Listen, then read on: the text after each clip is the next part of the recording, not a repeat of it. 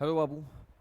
आज हम आप लोगों के लिए एक नया निबंध लेकर के आए हैं और वो निबंध है child is the father of man. अब child is the father of man को अगर तुम हिंदी करोगे तो बच्चा जो है व्यक्ति का पिता है, ये मतलब निकलता है। बट ऐसा है नहीं। ये विलियम वर्ड्सवोर्थ, उनका अपना एक कविता लिखा गया था। उस कविता में उन्होंने इस फ्रेज को कहा था। ये एक फ्रेज है कहावत के तौर पर कि child is the father of man. इसका मतलब ये समझो कि हम लोग अपने पुराने एक्सपीरियंस के आधार पर, जिसको हम लोग अपना पास्ट बोलते हैं, हम लोग अपने पुराने एक्सपीरियंस के आधार पर अपने लाइफ में सुधार लाते हैं। पुराने समय में किए गया कोई ऐसा आदत, उस आदत को बेहतर करके हम लोग अपने प्रेजेंट को सुधारते हैं और ये प्रेजेंट आने वाले फ्यूचर के लिए पास्ट बनेगा। तो यहाँ पर जो आप सही कर रहे हो आज अभी, उसका इम्पैक्ट आगे दिखेगा। सही है। तो हम लोग अपने पिछले काम के आधार पर अपने वर्तमान और भविष्य को तय कर रहे हैं। यही मतलब होता है child is the father of man. देखो हम समझाएं यहाँ पर। This is the famous saying used by William Wordsworth. ये एक बहुत प्रसिद्ध कहावत है जो कि विलियम वर्ड्सवर्थ के द्वारा उनके कविता माई हर्ट लिप्स अप कविता का नाम है। इस कविता को एक और नाम से जाना जाता है द रेनबो। इस कविता को एक और नाम से जाना जाता है जिसका नाम है द रेनबो, जो कि 1802 में प्रकाशित हुई थी।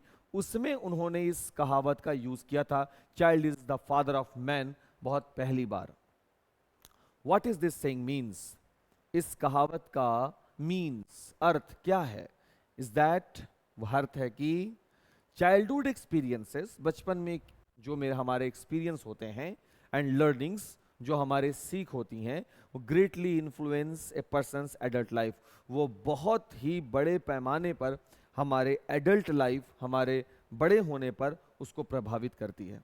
बचपन में चोर का लक्षण आपको बड़े होकर चोर बनाएगा। बचपन में किसी अच्छे ज्ञानी के सानिध्य में रहना, एक आदत, आपको आगे जाकर एक ज्ञानी महात्मा पुरुष बना सकता है। आगे देखिए क्या लिखा गया है। William Wordsworth wants to throw light on the fact. William Wordsworth जो है वो सच का प्रकाश बताना चाहते हैं, दिखलाना चाहते हैं, पथ, रास्ता, लाइट ऑन द फैक्ट, इस बात पर, दैट, कि एवरी ग्रोन अप मैन, हर बूढ़े की ओर अक्सर बड़ा होता हुआ बच्चा, व्यक्ति, वॉज अ चाइल्ड वंस, कभी ना कभी बच्चा तो रहा ही था। Also how old a man may grow, there will always be a child present within him. कि कितना ही बड़ा क्यों ना हो जाए, बूढ़ा क्यों ना हो जाए कोई आदमी, there will always be a child present within him, उसके अंदर हमेशा एक बच्चा छुपा होता है उस आदमी के मन में। गाना सुनी होगे, दिल तो बच्चा है जी। And if this childishness disappears, और अगर उस व्यक्ति के अंदर ये चाइल्डिशनेस, ये जो बच्चे वाला गुण है पुरुष के अंदर, अगर वो निकल जाए, डिसअपियर्स, गायब हो जाए, इट इज वेरी अनफॉर्चुनेट, तो ये बहुत बदकिस्मती है। And one must better die, तो उससे अच्छा है कि ये जो चाइल्डिशनेस अगर निकल जाए, उससे कहीं बेहतर है कि वो मर ही जाए, क्योंकि इसके बगैर, चाइल्डिशनेस के बगैर उसकी जीवन, उसका जिंदगी व्यर्थ होता है। The most important idea is to tell that a person's conduct as an adult, that is, as a man, is formed by the habit he practiced as a child.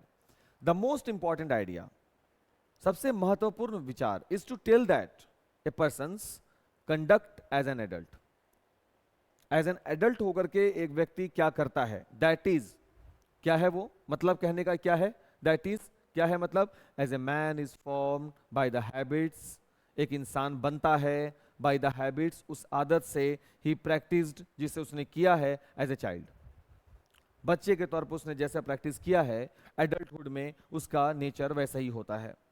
उसी फॉर्म वर्ड यूज किया गया है। Also the surroundings, और भी कुछ चीजें हैं जो अपना प्रभाव छोड़ती हैं। सराउंडिंग्स, परिवेश, इन्फ्लुएंसेस, कि आप किसके सानिध्य में हैं, उसकी बातों का प्रभाव, एंड एक्सपीरियंसेस, और एक्सपीरियंस, क्योंकि एक्सपीरियंस ही हमें आगे बढ़ाती है, इसलिए एक्सपीरियंस भी बहुत ज़रूरी होता है, और हमको लग रहा है बाबू बहुत ज़्यादा ज़रूरी होता है। One undergoes in his childhood leave a deep impact on one's personality. वो जो अपने चाइल्डहुड के दौर से गुजरते हैं, हम सब गुजरे हैं बाबू, वो हमारे पर्सनैलिटी पर बहुत बड़ा प्रभाव रखता है, छाप छोड़ता है पर्सनैलिटी पर। इस प्रकार इट इज नेसेसरी, इसलिए यह जरूरी है, that a child finds a healthy environment at home and in other places. अब आते हैं हम अपने बात के कंक्लूडेड निष्कर्ष पर। क्या निष्कर्ष निकला?